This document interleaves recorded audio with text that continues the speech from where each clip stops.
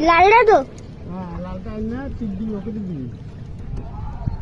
কথা কও ভালো করে দিয়ে শুরু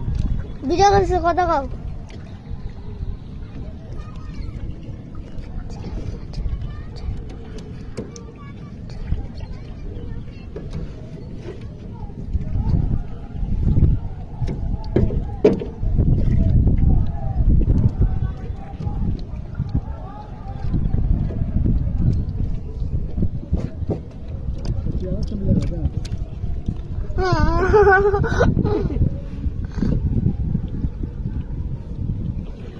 এই যে আমি আসছি